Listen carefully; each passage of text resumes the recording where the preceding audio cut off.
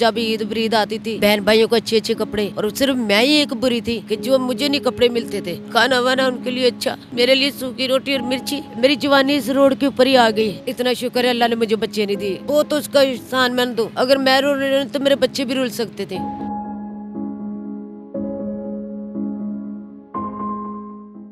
अस्सलाम वालेकुम नाज़रीन, आप देख रहे हैं उर्दू वायरल और मेरा नाम यासर शमून ख़ान है। ये आप देख रहे होंगे कि मेरे साथ शायद कोई लड़का बैठा हुआ है।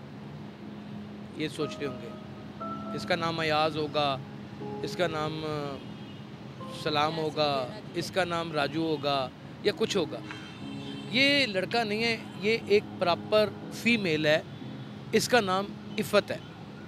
और इफ़त किन ज़िंदगी के मराहल से गुज़रने के बाद आज नशे की उस दहलीज़ पर खड़ी है जहाँ पे ना तो मौत आती है कि इसको सुकून आ जाए, और ज़िंदगी हर लम्हा एक नई मौत से रूशनास करवाती है। इफ़त, क्या हाल है आपका? मैं ठीक हूँ साहब। इफ़त, क्या हुआ? कितना अरसा पहले कहाँ की रहने वाली थी? पूरी बात।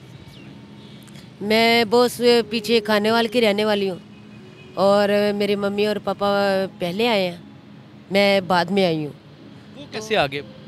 वो यहाँ पे नौकरी करते थे ना, पहले मेरी मम्मा करती थी यहाँ पे छोटे भाई को साथ लेके, फिर पापा की आस्ता आस्ता नौकरी लगी यहाँ पे, कि यानी कि जैसे जैसे हमारे परिवार की नौकरी लगती रही है ना, वो आस्ता आस्ता फिर आते रहे हैं। तो साथ में ये है कि पहले मुझे नहीं मालूम था, तो मैं अपनी फुफ्फो के साथ ही रहती थी।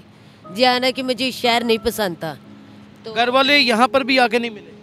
नहीं, उनको पता ही नहीं, मैं उनको ढूंढ रही हूँ, पता नहीं किस शहर में है। अगर वो मिल गए तो फिर भी मुझे इतनी की उम्मीद है। छोड़ के क्यों गए? क्या वजह थी कि घर वाले जब तुम्हें छोड़ के निकल गए, तुम शहर में भी आ गई और उन्होंने पलट के तुमसे रब्ता नहीं किया? बस मैं ढूंढ रही हूँ, हर शहर में गई हूँ, लाहौर होटल भी गई हूँ, धर्मपुरे भी गई हूँ, हर जगह में भी गई हूँ। बात ये है कि फिर आस्ता आस्ता ये हुआ कि जब ईद बरीद आती थी बहन भाइयों को अच्छे अच्छे कपड़े, और सिर्फ मैं ही एक बुरी थी कि जो मुझे नहीं कपड़े मिलते थे। खाना वाना उनके लिए अच्छा, मेरे लिए सूखी रोटी और मिर्ची। मैंने फिर भी यहाँ आकर हर इंसान से मैंने मिन्नतें की, किसी ने नहीं मेरा साथ दिया। फिर भी मैंने लोगों अल्लाह से मैंने कहा अगर तूने मुझे पैदा करके नीचे भेजा ना, तो प्लीज़ आपके लिए ये है मिन्नती कि या तो मुझे मार दो, तो या फिर मुझे बचा लो। सब दुनिया मुझे यही कहती थी, हम तुम्हारा इलाज करवाएंगे, हम तुम्हारा ये करवाएंगे। और जिसके साथ मेरी शादी हुई है उस आदमी वो पीते थे, ये पाउडर पीता था। तुम क्या तकलीफ थे बातें सुना रही हो, दिल को दहरा देने वाली, कि खानेवाल की रहने वाली थी, वहाँ से वालिदैन बताए बगैर तुम्हें छोड़ के चले आए, तुम्हें तुम्हारी फुप्पो के हवाले कर दिया, और फिर तुम लाहौर आ गई और तुमसे पलट के रब्ता ही नहीं किया? नहीं, तुम्हें ईद के कपड़े नहीं थे लेके देते? नहीं, तुम इससे प्यार नहीं थे करते? नहीं करते, बचपन से नहीं करते। मेरी जवानी इस रोड के ऊपर ही आ गई है, मगर आज तक मुझे किसी ने नहीं प्यार किया। अगर करते ना तो शायद आज मैं किसी हालत में किसी मोड़ पे भी बैठी होती, किसी की बेगम होती। जिससे मैंने शादी की है उसने मुझे ये इस हालात पे छोड़ दिया। नशे करवा करवा के पोस्ट मुझे मारते भी थे। ये क्यों करवाता था? ये देखो, ये हालत है मेरी।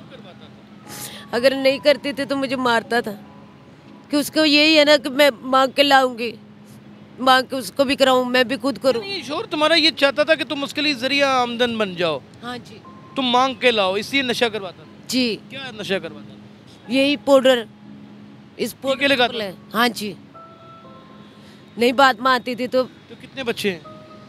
इतना शुक्र है अल्लाह ने मुझे बच्चे नहीं दिए, वो तो उसका एहसान मैं दूं। अगर मैं रुल रही तो मेरे बच्चे भी रुल सकते थे। इंसान कहाँ है? वो इंसान पता नहीं कहाँ चला गया मुझे छोड़ के, ये नहीं उसका मालूम पता लग रहा है।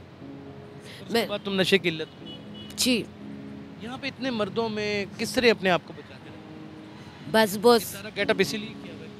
हाँ जी, क्या सोचा कि मैंने क्या करूँगी, कैसे बचूँ?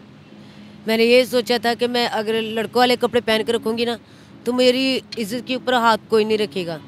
या मेरा साथ भी देते हैं ये लोग, मेरा साथ भी देते हैं।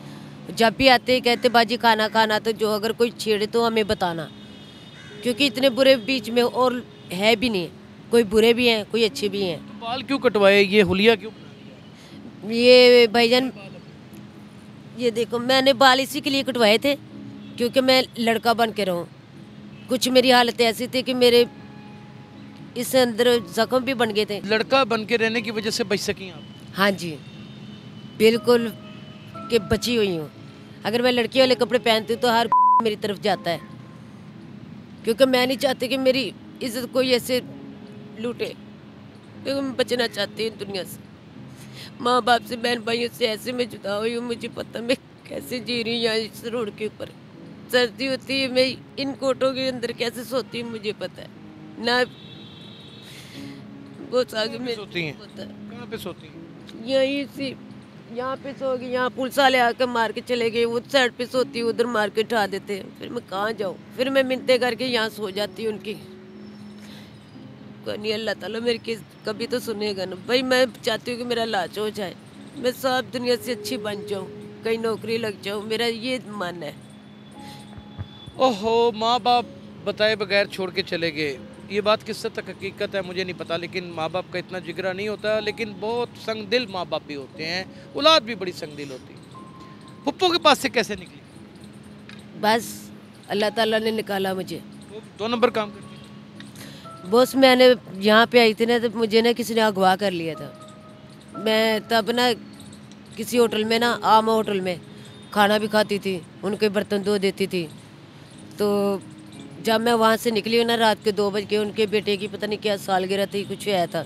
तो वहाँ पे मैं रात को 2 बजे निकली, तो गुलबर्ग का वो जो गोल चक्कर है ना, वहाँ पे वो एक एम्बुलेंस आई है मेरे पास। इतना कि मुझे पता है एम्बुलेंस आई है। तब मैं नशा नहीं करती थी, कुछ भी नहीं करती थी, सादी सिगरेट भी नहीं पीती थी। तो उन्होंने मुझे ना मेरे मुंह पे एक चिट्टा कपड़ा, मैंने इतना देखा कि मेरे मुंह पे ना एक चिट्टा कपड़ा ज़रूर आया। उन्होंने मुझे उठाया था, एम्बुलेंस में डाल दिए। आपको पता है कि लाहौर के बाहर हर जगह पे नाके हैं। उन्होंने ये नहीं सोचा कि इस बच्ची के साथ हम ऐसे करने लगे, या तो फिर भी अल्लाह का शुक्र है वहाँ पे छोटी छोटी बच्ची हैं, बड़ी बड़ी बच्ची हैं, और यकीन नहीं करना, कुंवारी ये लड़की हैं, उन्होंने अगवा किए हुए हैं। अगर हम पुलिस वालों को बताते हैं, पुलिस वाले आगे से बता देते, लो भी तुम्हारी रिपोर्ट आई हुई है, वो वहीं पे आते हैं, थाने के अंदर ही गोली मार के खुद चले जाते हैं। थाना जा रहे तो वो लाश जाने। उन्होंने कभी नहीं ये सोचा कि यार हमने किसी के बच्चे के उठाए हुए हैं या अगवा किए हुए हैं। कैसे छुटकारा मिला? छुटकारा मेरे वो मालिक ने दिया था। रात दिन जब भी चांद निकलता था ना, इसके आगे मैं रोती होती थी। मैंने कहा मालिक देखो, ये निके निके बच्चे हैं, बड़ी बड़ी औरतें हैं, इनका क्या होगा। पहले मैंने 8 लड़की भगाई थी, क्योंकि मेरा दिल इतना मजबूत हो गया था देख के। पहले 8 लड़कियाँ भगाई, फिर मैंने कम से कम आस्ता आस्ता 5-2 ऐसे करके उनको निकालती रही। फिर एक दिन उनको पता चल गया कि ये लड़की जो नहीं आई है, इन्होंने ना ये लड़कियों को भगाती है। फिर उन्होंने मेरा हाथ काट दिया। मैं इससे ज़्यादा लंबी कहानी नहीं सुन सकता, मेरे में हिम्मत नहीं है। ये अगर 25% भी सच बोल रही है, थोड़ा सा एस्टिमेट करें, तो क्या वो जुल्म की आखिरी हद नहीं? माँ बाप का नाम लेती हैं, आंखें आपदीदा हो जाती हैं। लड़का इसलिए बन के घूमती है कि कोई इसको तार ना कर दे। इसकी इज्जत के ऊपर भरपूर तरीके से जांगली कुत्तों की तरह झपटना पड़े। ये माशरा कैसे लोगों से भरा पड़ा है?